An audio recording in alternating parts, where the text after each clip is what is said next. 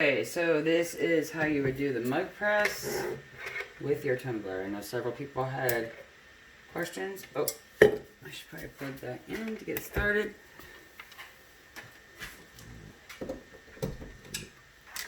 Alright, so I do mine at 400 for 30 seconds because you're going to turn it 4 times.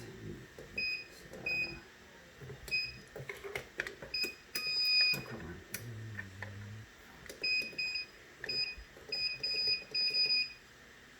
So we'll get that set because it warms up pretty.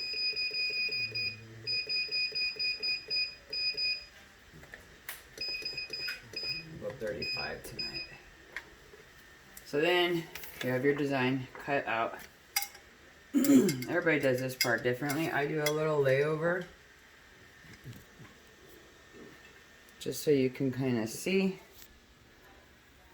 like that. It's got a little layover here and a little layover there.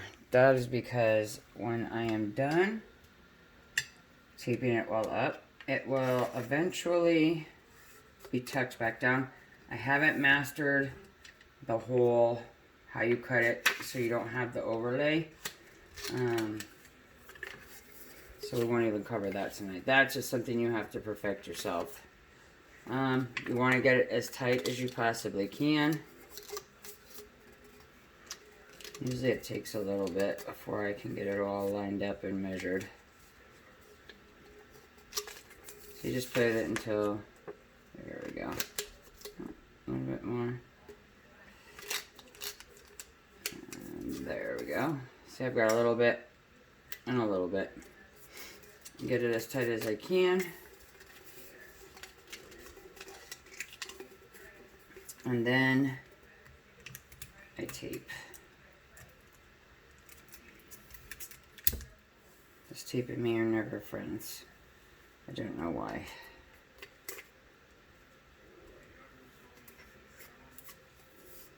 But I tape it down pretty good because I'll be shifting it a lot. Not a lot, but I'll be shifting it 4 times.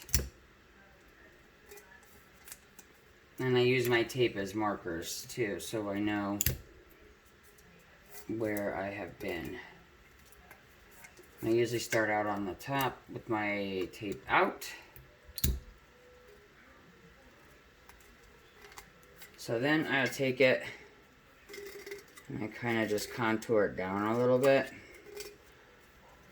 This has worked for me for the most part to be able to get the top. So let's hope it works tonight. I've done a couple. These are some I just did. And then I have the watermelon crawl one boxed up and ready to go for a customer already. So we're at 400. So and you always want to test your mug press. Mine comes with a bunch of them. It has a coffee one, 2 of the different shaped tumblers.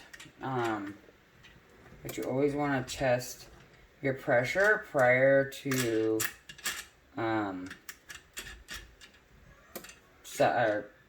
because if you get it too tight, then you'll burn it, which actually happened last night. So you see there's a little burn mark. That was me not knowing what my pressure was. So we have 30, 35 for 400. So the first, I'm going to put it in like this. And I always use a measure, and I have it out just a little bit, but you're still in the heat zone. I have one of my kids helping, so. Alright, and then let that go for 35 seconds. I have my handy dandy pot holder here because that's how eventually I will start moving it around. Because obviously once it gets going with the heat, you don't want to be touching it. I use the tape as my starter point so I know where my rotations are. It makes it easier for me. Everybody can find a niche of what works for them. I'm not liking that, so I'm going to add a piece of tape right here. just because I don't like how that's kind of sitting up. Okay, we'll release this. It's not hot here yet, so you're still good. Then you take it. I have to hold my little spot out. And I'll probably do this more than I usually do tonight, just because these aren't Missy's mugs, unfortunately. And the supplier that I bought them from was direct, and I'm not too kosher with these ones.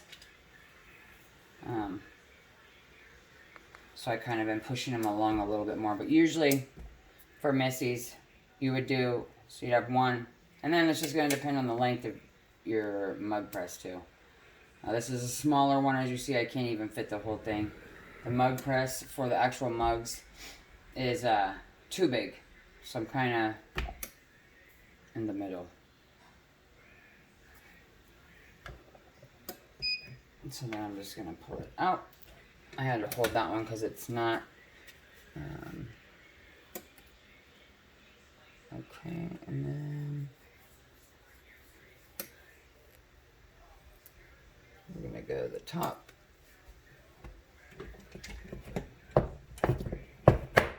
See, and then you can just... come on.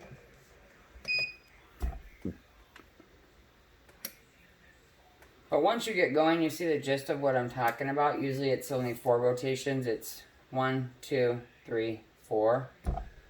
I'm trying something a little different tonight, only because I've had an issue with these tumblers not taking on top. So I thought I'd try a little different something tonight.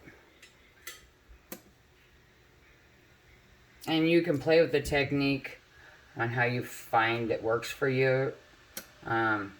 This is the step down from the mug, the actual mug press, or the actual mug couplet, or however you would call this.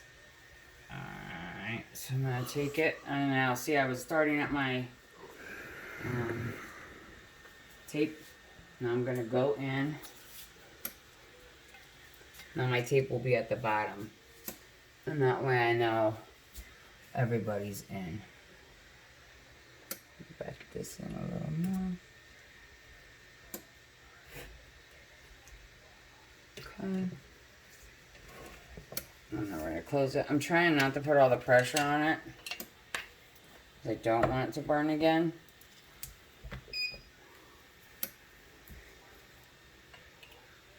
The only reason I like the mug presses is because I don't have to carry shrink wrap. I don't have to have another space on my counter. I already have the heat gun because I do regular epoxy stuff, but there's just so much more you can't find. The shrink wraps, a lot of the times people run out of them because these tumblers have become, and then a pretty good popular hit. And then there's also other stuff that you can sublimate, like the tumblers too.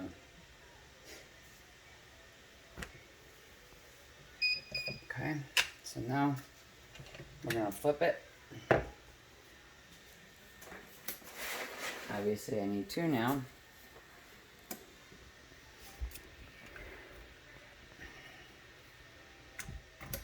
There we go.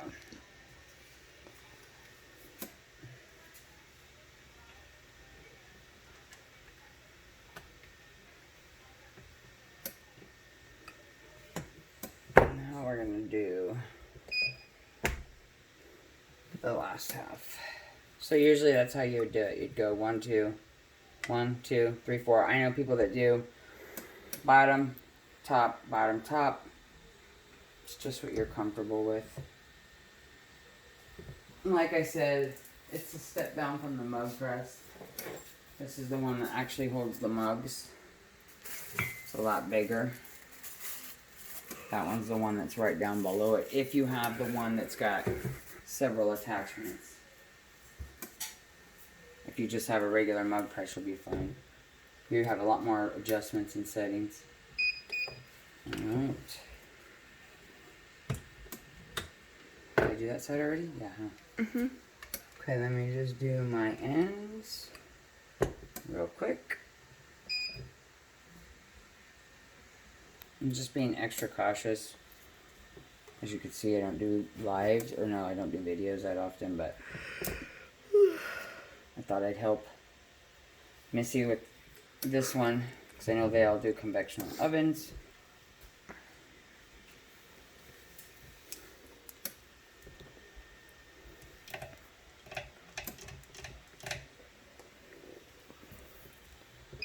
Cut it short a little bit, because I already know it's been on there. I don't want to burn it. I'm just trying to get the bottom piece to make sure that where I curved that's good.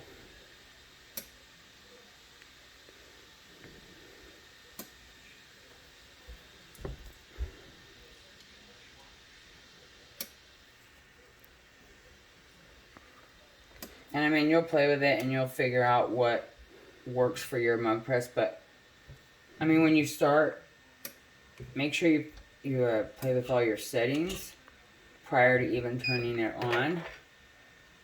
All right, let's see how this one came out.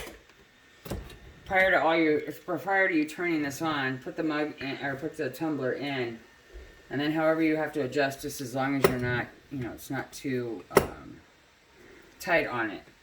You don't want it too tight. You don't want it too loose either. Okay, so we'll come over here. Get my tweezers. I can just do it right here. Alright. I am not touching this, as you see, because it's harder than heck.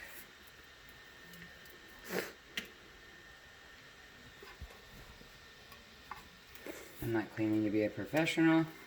I was just trying to show you all how to do a little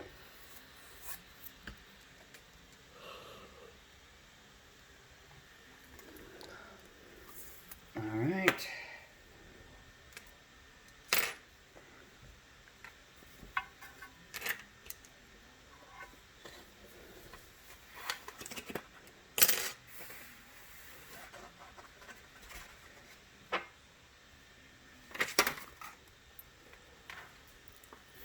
And there you go. I really can't touch it, but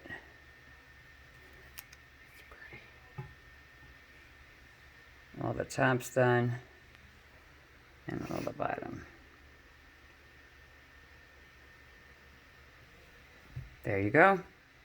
And that is again how to do a tumbler and a mug press. Hope you all have a great day.